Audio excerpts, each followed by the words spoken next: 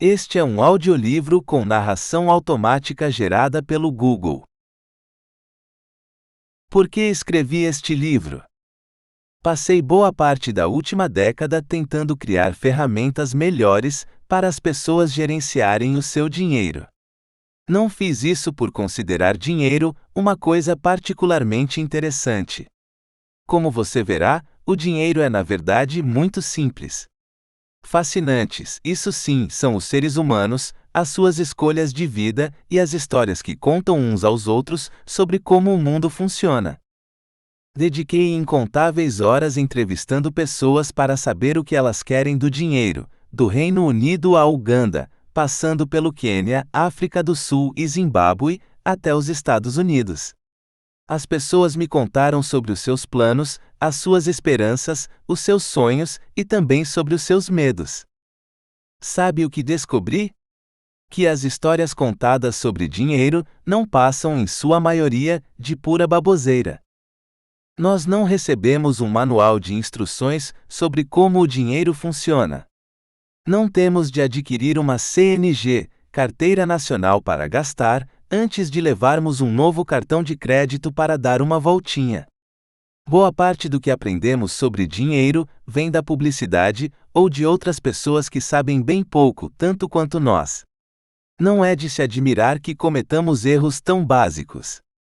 E que nos sintamos tão desempoderados e assustados. Não é à toa também que muitos simplesmente optem por se fingirem de mortos, e nunca lidem de fato com a questão.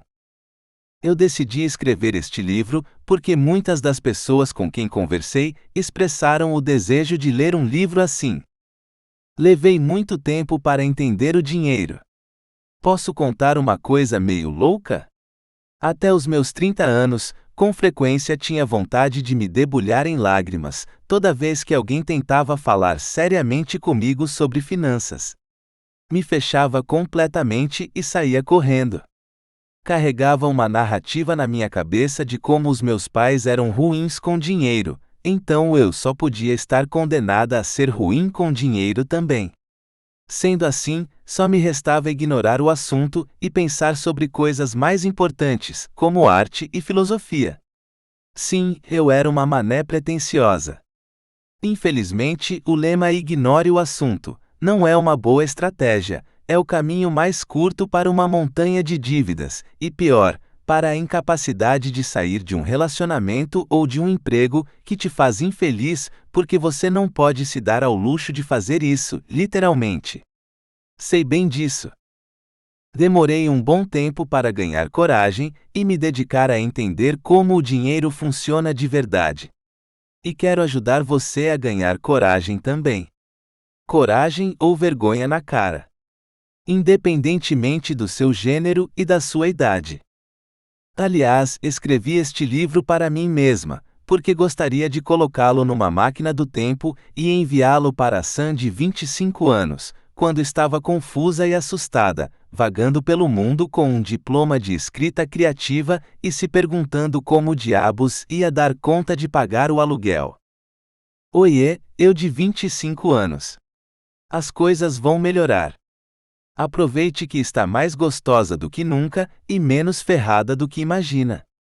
Sim, a economia está quebrada. Mas você não se dá conta de que existem opções. Respire fundo. Tá tudo sob controle. E uma última coisa que você precisa saber sobre mim: tenho boca suja. Não me culpe, culpe a minha mãe, que fala mais palavrão que torcedor de futebol em dia de final. A segunda palavra que aprendi na vida foi merda. Além disso, uma vez troquei um toca aqui com Barack Obama, sério mesmo.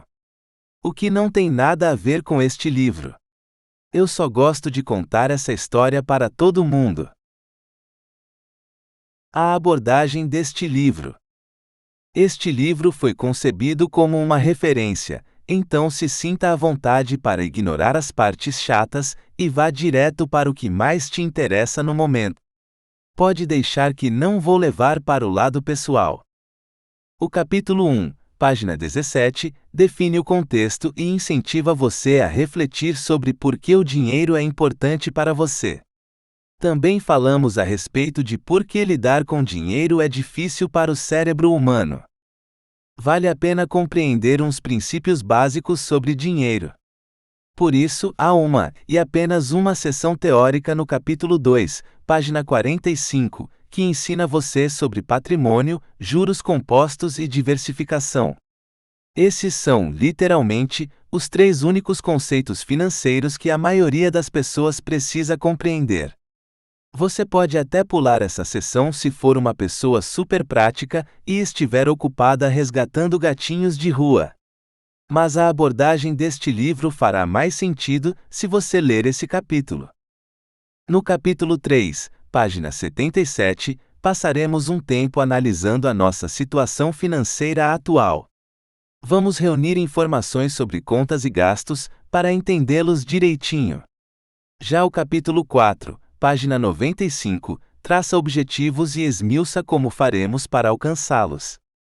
Esses 2 capítulos servem de base para tudo o mais que iremos discutir, então complete todos os exercícios antes de continuar a leitura. Você sempre sentiu como se houvesse mês de mais para salário de menos? Bem, no capítulo 5, página 117, aprenderemos a controlar esses gastos e a separar dinheiro para poupar.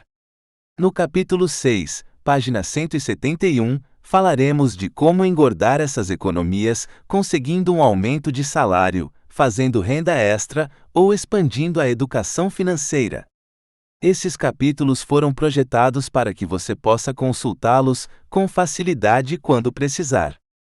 No capítulo 7, página 189, exploraremos os melhores tipos de investimento para atingir os nossos objetivos. Basta ler as seções que se encaixem na sua situação financeira. Por fim, no capítulo 8, página 233, vamos criar alguns rituais e hábitos para ajudar a manter a sua motivação. Volte a esse capítulo quando empacar e estiver precisando de um pouco de incentivo. Advertência jurídica. Ok, gente, vamos esclarecer umas coisas logo, para que os meus diletos editores e eu não sejamos processados. Eu não sou certificada como consultora financeira. Com este livro, quero ajudar você a entender alguns conceitos básicos sobre dinheiro e mostrar caminhos para que você possa organizar a sua vida financeira. Se a sua situação for complicada, procure ajuda profissional. O capítulo 8 tem conselhos sobre isso. No setor financeiro, as coisas mudam o tempo todo. Quando falo sobre determinados tipos de investimento, em forma de propriedade ou ações, estou me baseando no histórico do seu desempenho, mas isso não garante que continuem assim no futuro. O mundo pode mudar, o que pode tornar incorretas algumas coisas escritas aqui, caso você leia este livro no futuro. Além disso, a economia mundial provavelmente entrará em colapso a qualquer momento. Valeu, Trump! Os oceanos transbordarão e passaremos a uma economia baseada no escambo de enlatados e água potável. Nesse caso, não tenho a mais vaga ideia de qual investimento será melhor. Mas os princípios básicos que você aprenderá aqui, como poupar, investir e diversificar, provavelmente se manterão na maioria dos cenários possíveis. Sou sul-africana, o que é maravilhoso graças ao sol e ao sanduíche Gatsby, e bem menos legal por causa da desigualdade social e do racismo sistêmico. Este livro foi originalmente escrito para sul-africanos, mas depois foi adaptado para publicação em outros países. As piadas foram igualmente adaptadas. Todo o dinheiro foi adaptado para reais nesta edição, salvo quando indicado. Estou supondo um rendimento de 7% ao ano por investimento, crescimento além da inflação, a menos que eu diga o contrário. Isso é aproximadamente o que o retorno médio anual do S&P 500 tem sido desde o seu início, em 1928, com dividendos reinvestidos. Obviamente, os seus retornos podem não ser de 7%.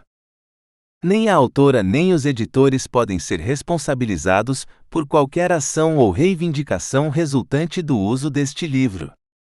Abreviação de Standard & Poor's 500, termo que se refere ao índice composto de 500 ativos cotados nas bolsas de NYSE e Nasdaq.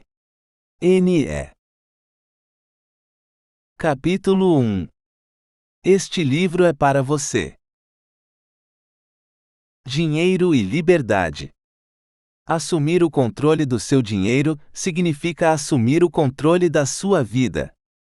Olhar para as transações bancárias que você fez é como olhar para um diário da sua vida.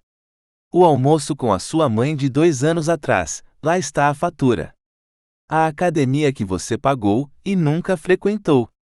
A conta do veterinário do seu cachorro. Aquele fim de semana em que você viajou com o melhor amigo.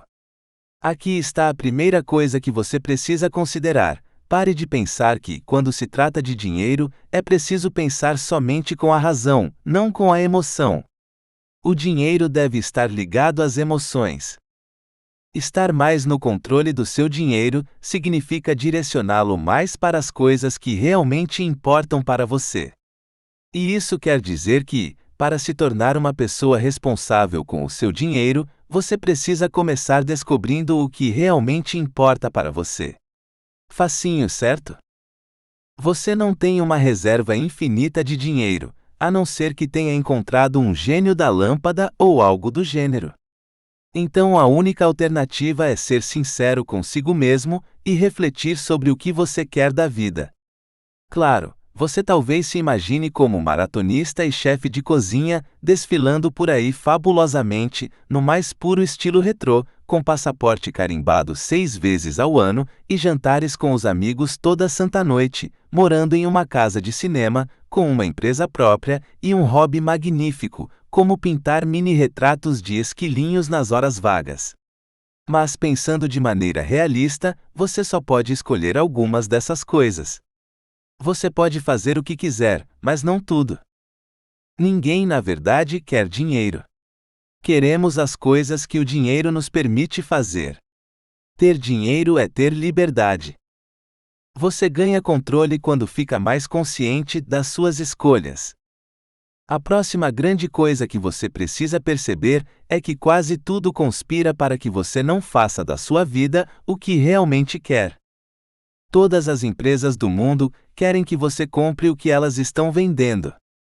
Gastam bilhões e bilhões por ano em marketing e publicidade, com o único objetivo de fazer você pensar que quer um monte de porcaria que você não queria, antes de lhe dizerem que você queria. São assustadoramente boas no que fazem. Moldam a cultura e fazem você acreditar em ideias como comer batatinha frita faz você se sentir melhor, e ninguém vai te amar, a menos que você tenha um tipo muito específico de beleza e caro é sinônimo de qualidade. Mas essas não são ideias suas. Elas foram cuidadosamente implantadas em seu cérebro para vender coisas. E distraem você do que realmente importa. E ainda existem as outras pessoas, pessoas que se importam de fato com você, mas que também tentam impor os seus próprios valores, como seus pais. Pode ser que imaginem uma boa vida para você em uma grande casa de condomínio, com um trabalho estável e muito dinheiro. Mas esses valores vêm de um mundo que não existe mais, trabalho estável, haha. Além disso, esses não são necessariamente os seus valores.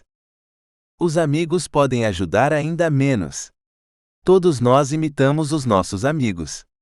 Temos inveja das férias deles, dos seus posts no Instagram, das coisas que compram. Mas não sabemos, na verdade, como estão financiando tudo isso, e do que tiveram de abrir mão. Um cara chamado Rob Greenfield decidiu que a coisa mais importante para ele é viajar pelo mundo. Assim, ele possui exatamente 111 itens e passou os últimos 5 anos vagando pelo mundo com essas coisas nas costas. Mas isso não é, provavelmente, o que todo mundo quer fazer da vida. O ponto é, você tem mais opções do que imagina.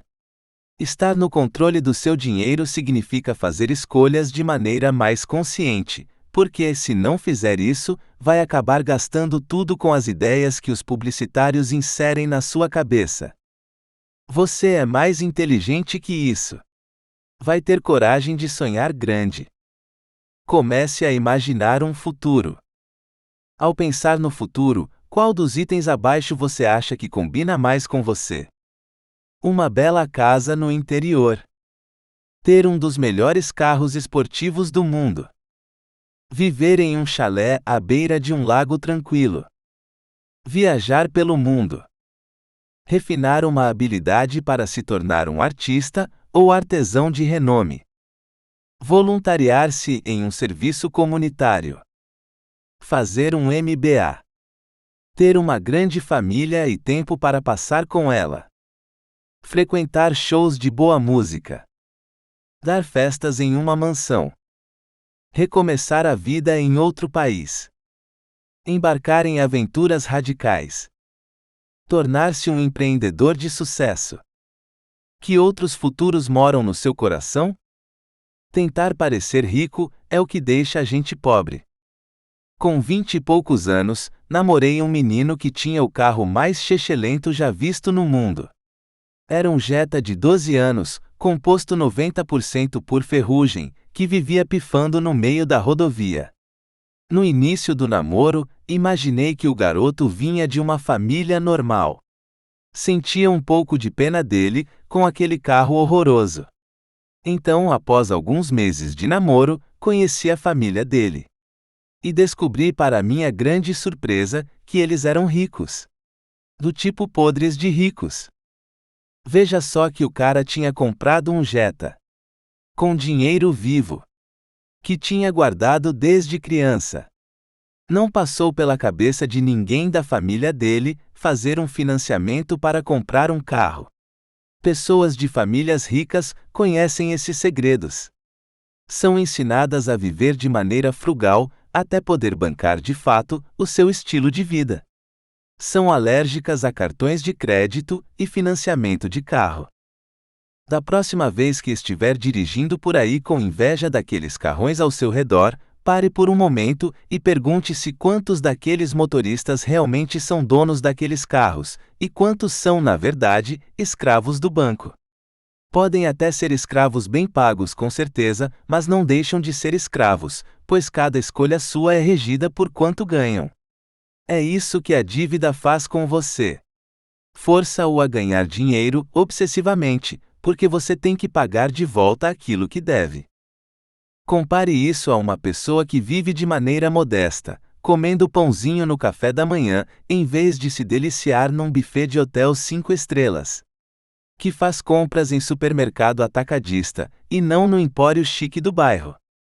Que poupa cada centavo que ganha e assim consegue investir e adquirir bens. O dinheiro fica gerando mais dinheiro enquanto essa pessoa dorme, de modo que ela possa trabalhar cada vez menos, e passar menos tempo pensando em como fazer dinheiro, e menos tempo se preocupando com isso. É assim que vive a pessoa rica, verdadeiramente rica, porque suas escolhas são livres.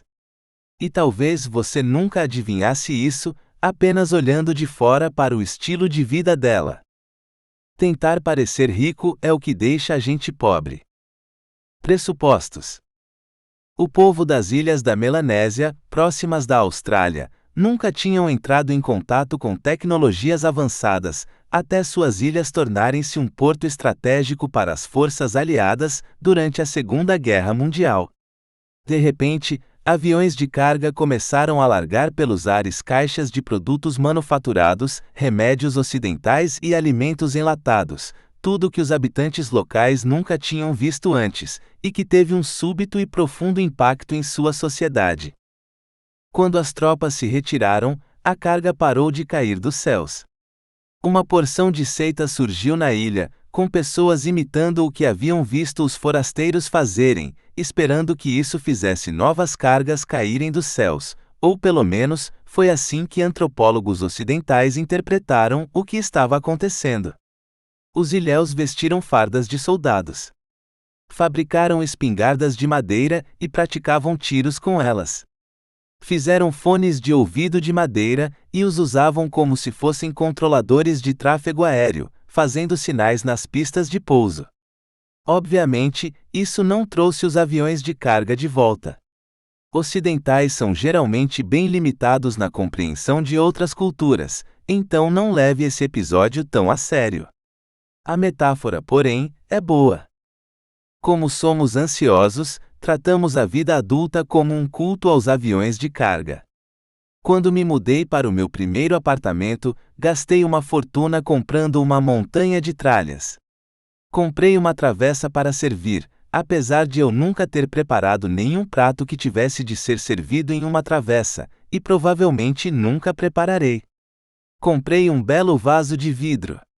Comprei cera, mas o apartamento tinha piso frio. Por que comprei essas coisas? Porque eram coisas que as outras pessoas tinham. Acho que pensei que, se tivesse essas coisas adultas, eu me sentiria adulta. Eu automaticamente saberia como desengordurar panelas e como fazer tabelas dinâmicas no Excel. De uma hora para outra, eu adquiriria o conhecimento de como desentupir canos e consertar tetos. Eu já não teria mais aquela sensação vaga e difusa de não saber quem eu era, o que eu queria, nem para que servia a vida. Alerta de spoiler: a minha travessa de servir não diminuiu esse pavor existencial. Nem um pouquinho. Fazemos uma porção de coisas porque pensamos que é o que devemos fazer. Quando estamos elaborando um orçamento, há um monte de despesas que chamamos de necessidades. Pensamos que precisamos de um plano de academia, de um smartphone, de um sofá enorme, de uma cozinha sofisticada e de roupas caras. São essas as coisas que sugam a maior parte do nosso dinheiro, então acabamos com quase nada para gastar com os nossos quereres, férias, experiências, shows de música, aventuras com nossos amigos, hobbies esquisitos. Ironicamente, as necessidades são, provavelmente, o motivo da sua falência. E elas nem são as coisas que você quer. São as coisas que você pensa que deve ter. Dinheiro não compra, MUT a felicidade. Pessoas que dizem que dinheiro não compra felicidade, nunca estiveram à míngua.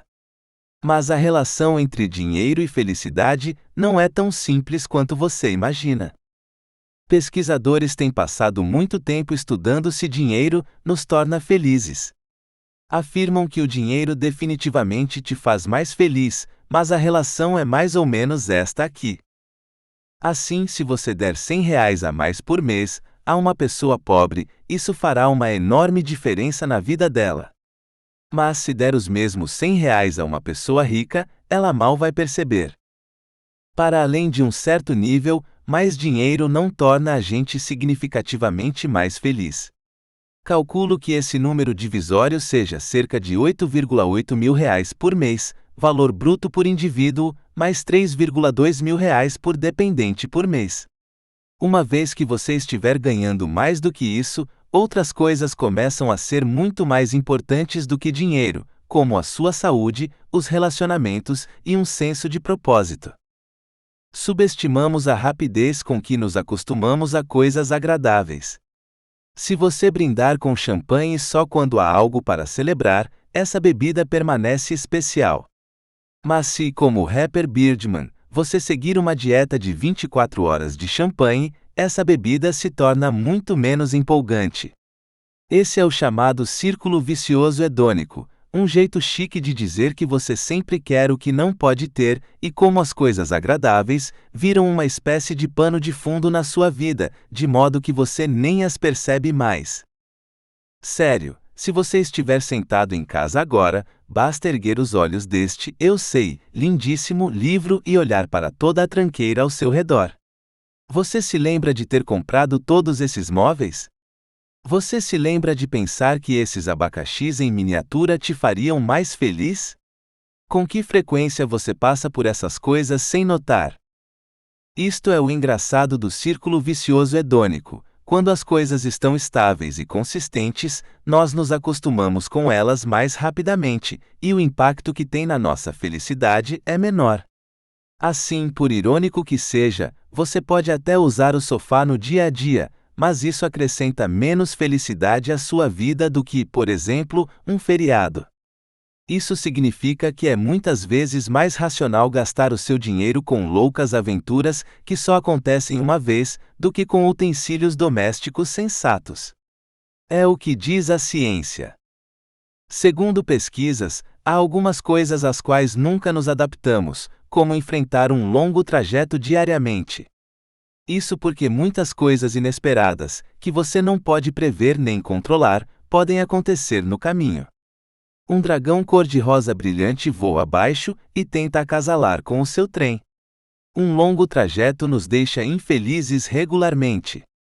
Assim, pesquisadores inteligentes que investigam como funciona a felicidade humana sugerem que você será mais feliz morando em um apartamento pequenino próximo ao trabalho do que em uma mansão chique e enorme que fique distante dele. E então há o propósito. Propósito é uma questão difícil para todos nós. Mas acho que nós todos compreendemos, em algum nível, que doar-se para outras pessoas é mais gratificante e, no fim das contas, nos torna mais felizes do que concentrar continuamente o tempo e a atenção em nós mesmos. Um dos grandes objetivos da segurança financeira é o de nos libertar da preocupação com nossas próprias necessidades. É difícil ser generoso quando se está preocupado com boletos vencidos. Dinheiro compra felicidade? Quais são as suas 5 melhores lembranças do ano passado? Quais são as 5 coisas com as quais você gastou mais dinheiro no ano passado? Quantas coisas estão nas 2 listas? Revendo a sua vida, que tipo de gasto desperta mais a sensação de culpa em você? Tenha a coragem de sonhar grande. Você já pensou sobre o que precisaria fazer para se aposentar daqui a 10 anos? Pera aí. Você deve estar pensando: escolhi o livro errado. Não trabalho investindo na bolsa, sua maluca. Não ganho nem perto disso. Com quem essa doida acha que está falando? Respire fundo. Me dê uma chance para eu explicar. A seguir, você encontra uma tabela da porcentagem de dinheiro que você precisa economizar para ter exatamente a mesma renda daqui a determinada quantidade de anos. Por exemplo, vamos supor que você queira que o dinheiro dure por tempo indefinido, de modo que não importe quanto tempo você ainda viverá. Oca! Digamos que você esteja hoje com 25 anos, começando a carreira e ganhando R$ 2.000 por mês. Viver com esses R$ 2.000 é apertado, mas possível. Você cozinha em casa, divide apartamento com alguns amigos, bebe cerveja barata e compra roupa em brechó. Mas não é o estilo de vida que você gostaria de ter para o resto de sua vida.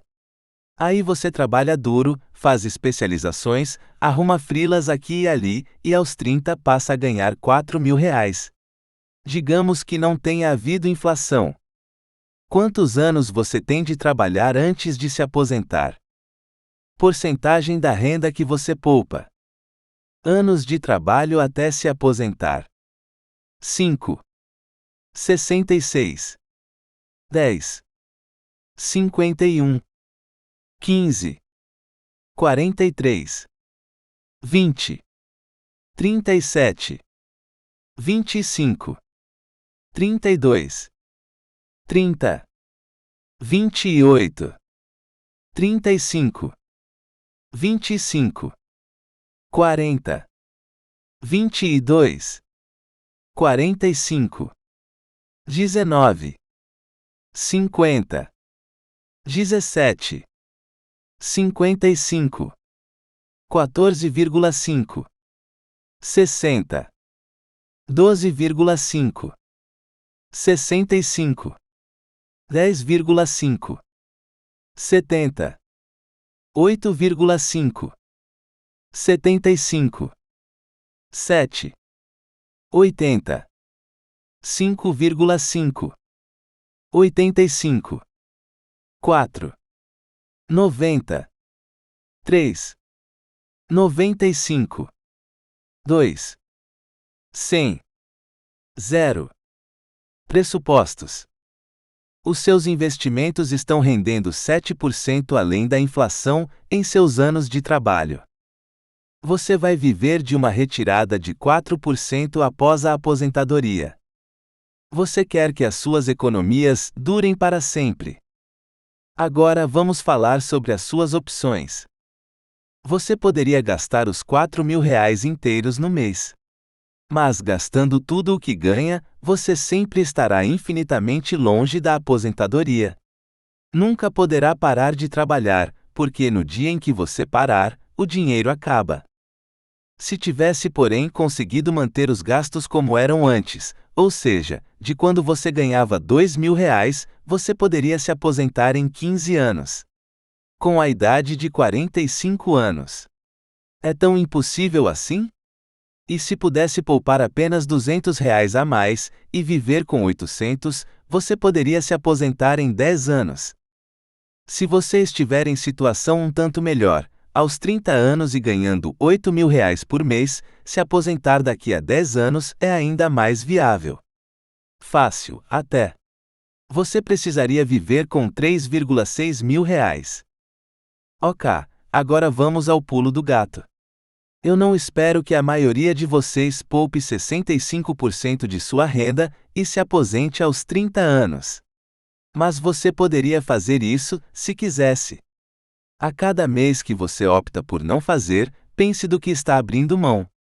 Se estiver gastando 90% do seu dinheiro, quando poderia estar gastando 50%, você está dizendo que o seu atual estilo de vida vale a pena de 27 anos de trabalho a mais para você. Se valer mesmo, ótimo. Fico feliz que você goste tanto do seu trabalho. Agora, a aposentadoria não precisa ser sinônimo de velhice e total dependência da previdência do governo. A aposentadoria pode significar apenas que você chegou ao ponto em que não precisa mais trabalhar para ganhar dinheiro. Se você ama tanto o seu trabalho que o faria de graça, agora você pode trabalhar de graça se assim quiser. Você também pode se dedicar a outras atividades profissionais ou passar o tempo contribuindo para o mundo de outras formas. A aposentadoria também não precisa ser um período único da sua vida. Eu sou uma grande adepta das microaposentadorias, ou períodos sabáticos, ao longo de toda a vida. E já tirei 2 desses períodos, um ano em que fui viajar, um intervalo entre uma carreira e outra, e um tempo que tirei para escrever este livro, sentada em um chalé em Stroud, na Inglaterra, com uma gata velhinha chamada Jemima no meu colo. E essas estão entre as fases mais interessantes da minha vida. Eu fui capaz de pagar por elas, porque sacrifiquei um pouco do meu estilo de vida e poupei. Se quiser ter filhos, ser capaz de tirar alguns anos para passar com eles quando forem pequenos, pode ser muito importante para você. Ou talvez você queira abrir um negócio. Mais do que qualquer outra coisa, ter dinheiro significa poder passar o tempo da maneira que você bem entender. E ser rico na moeda do tempo é super importante, porque um dia você vai morrer. Aqui vai uma coisa engraçada sobre a riqueza. Quanto mais saudáveis forem as nossas finanças, mais podemos nos dar ao luxo de não nos preocuparmos com dinheiro. Organizar-se financeiramente significa comprar liberdade. Não são só os babacas que querem exibir por aí relógios de ouro e carros extravagantes que devem se importar com dinheiro, é qualquer um que queira fazer mais da vida além de comprar. É qualquer um que queira se libertar da preocupação com dinheiro, com uma possível perda de emprego com toda segunda-feira. A dívida torna o seu trabalho obrigatório. Poupar é liberdade. Comece certo e comece agora. Quanto mais cedo você começar a organizar suas finanças, melhor para você. Você não pode simplesmente fingir que dará um jeitinho quando a velhice chegar. Graças à maneira como os juros compostos funcionam, as escolhas que você faz agora terão um impacto muito maior em sua vida do que as que você fizer mais tarde. Começar certo e começar agora faz uma grande diferença. Você não tem tempo a perder. Tá me ouvindo? Eu preciso que você trate isso como uma emergência. Você precisa começar a se organizar já, não daqui a 20 anos, nem no ano que vem, mas agora. Agora mesmo. Você pensa que não tem como poupar? Você não tem como não poupar.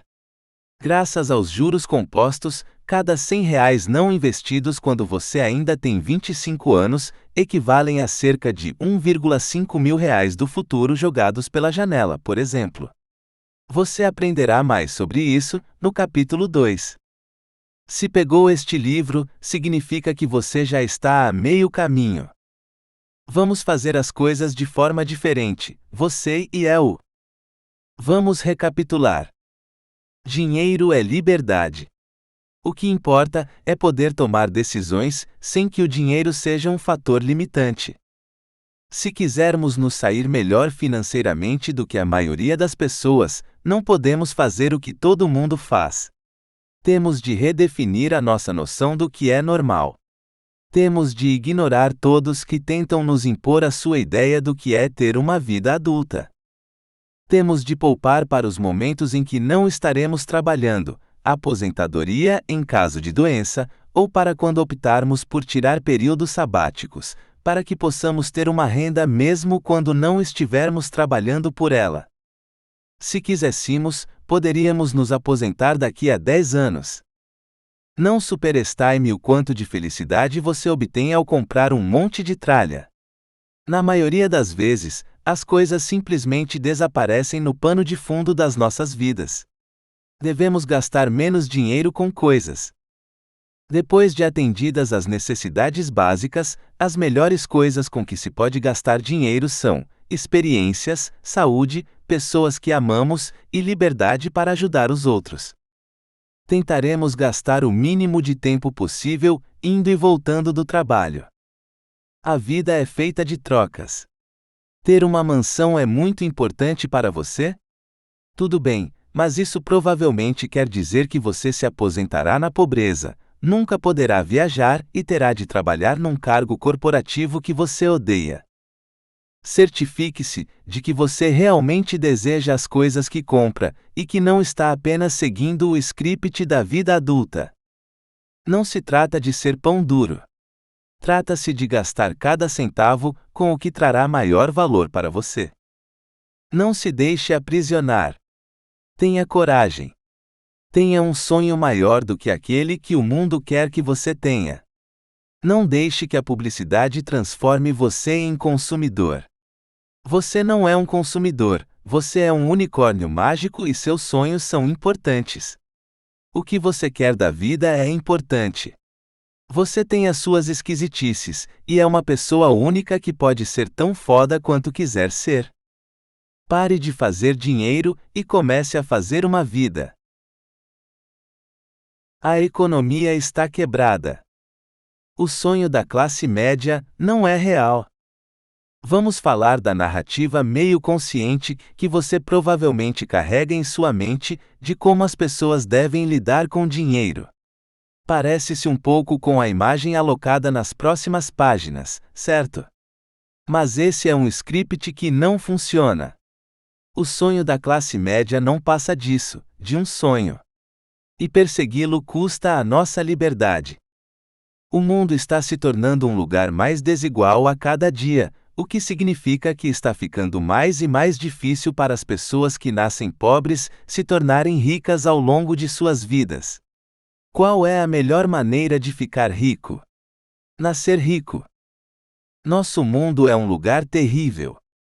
As 85 pessoas mais ricas do mundo valem mais do que as 3,5 bilhões mais pobres.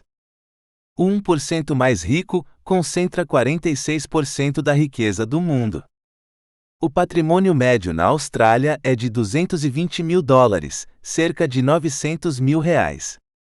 Na Grã-Bretanha é de $112 mil, cerca de R$450 mil.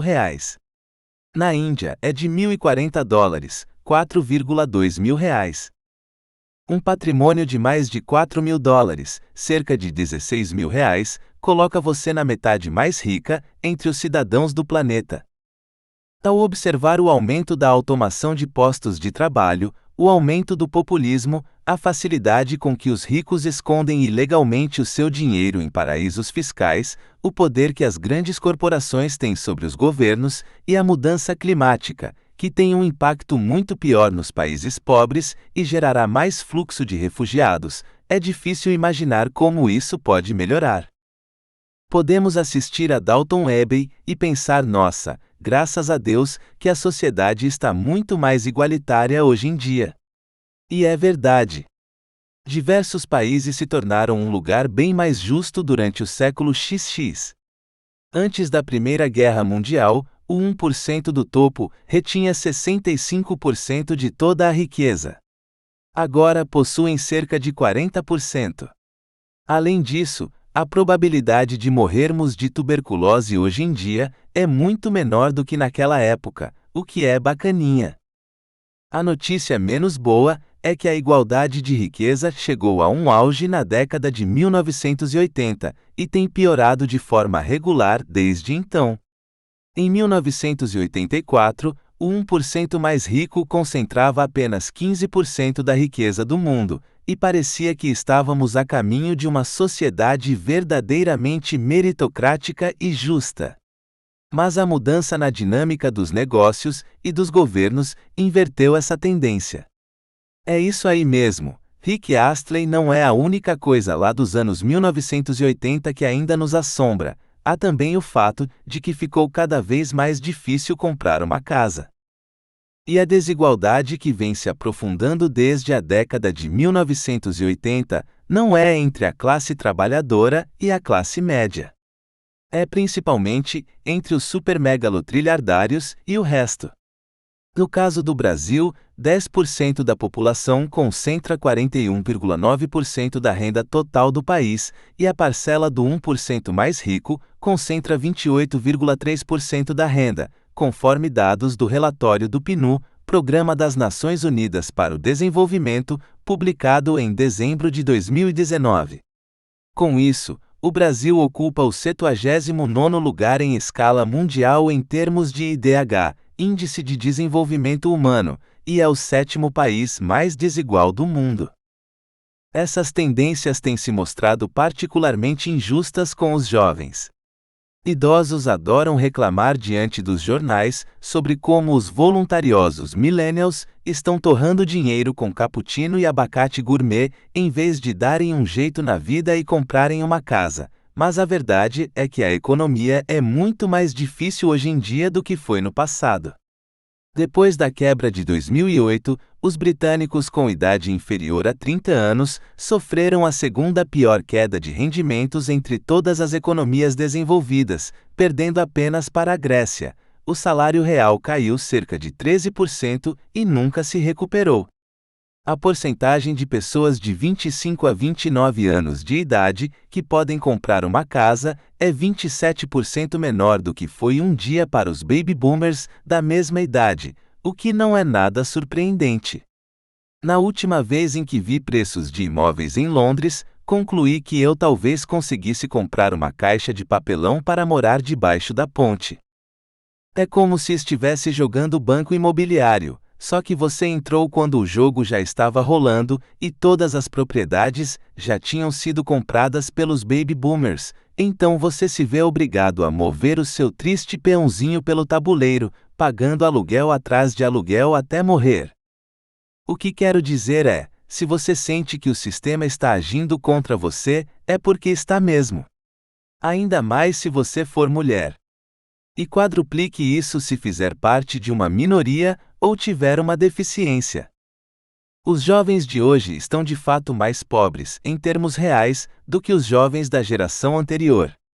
E ainda por cima, hoje há muito mais bombardeio com publicidade e mídias sociais, repletas de inveja e ganância, do que qualquer outro grupo que tenha existido antes. Cerca de 70% das pessoas tomam dinheiro emprestado regularmente para bancar gastos cotidianos. Somos atraídos para um ciclo de trabalho duro para comprar cada vez mais quinquilharias de que não precisamos, aprisionando-nos em dívidas cada vez maiores. É uma nova forma de escravidão, exceto que o que se explora agora é o nosso tempo, a nossa imaginação, o nosso empenho e a nossa paixão. E poderíamos canalizar tudo isso para fazer arte, inventar coisas, nos divertir com os nossos amigos ou ter conversas profundas no lanche da tarde com as nossas mães. O que estou dizendo é o seguinte: se você tem algum dinheiro para gerir, já pode se considerar uma pessoa de sorte. E, embora este livro vá ajudar você a usar esse dinheiro para comprar a própria liberdade, não significa que, se conseguir, é porque você é uma pessoa melhor do que as outras. Não culpo os pobres por sua pobreza. Os pobres não são pobres porque não trabalham suficientemente duro, ou porque são burros, ou porque não sabem gerenciar dinheiro. São pobres porque o sistema está quebrado e age contra todos, exceto um pequeno grupo de pessoas que se concentra no topo. E é muito mais agressivo contra algumas pessoas do que contra outras.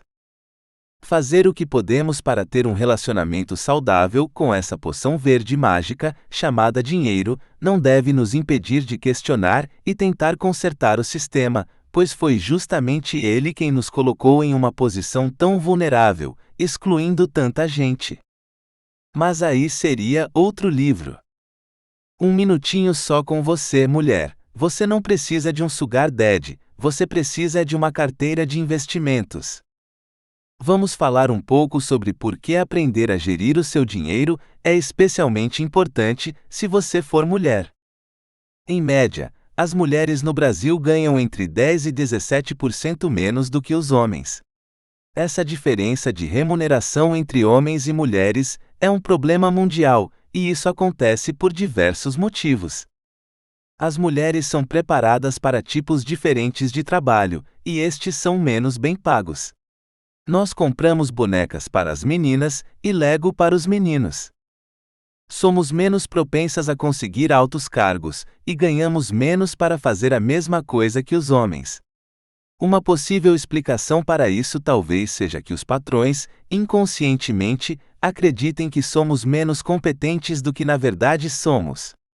Também não ajuda o fato de sermos ensinadas desde pequenas a sermos simpáticas em vez de assertivas, o que significa que somos menos propensas a negociar com firmeza e obter os aumentos de salário que merecemos.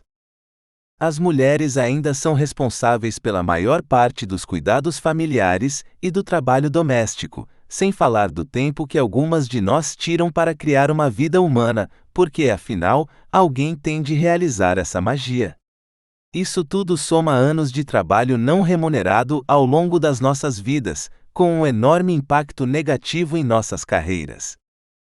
Então ganhamos menos. Isso já seria revoltante o suficiente. Mas, para piorar a situação, temos mais gastos do que os homens. Em geral, as mulheres vivem mais, o que significa gastar muito mais dinheiro com aposentadoria e despesas relacionadas à saúde. No Brasil, 28,9 milhões das famílias são chefiadas por mulheres, e há mais de 100 mil processos por falta de pagamento de pensões alimentícias. Crianças não são baratas. As indústrias da beleza e da moda foram construídas para fazer as mulheres sentirem que precisam gastar uma quantia absurda de dinheiro todos os anos apenas para conquistarem uma aparência aceitável para o mundo. Há uma centena de outras razões que eu poderia listar, mas fico tão irritada pensando sobre essa questão toda que preciso parar agora. Amiga, ouça-me. Você provavelmente vai viver mais tempo. Provavelmente vai ganhar menos do que deveria ganhar. É uma situação bem injusta, e precisamos lutar contra ela. As mulheres devem cuidar ainda mais de gerenciar seu dinheiro do que os homens. No entanto, estranhamente, as pessoas partem do princípio de que o dinheiro não é algo com que devam se preocupar muito.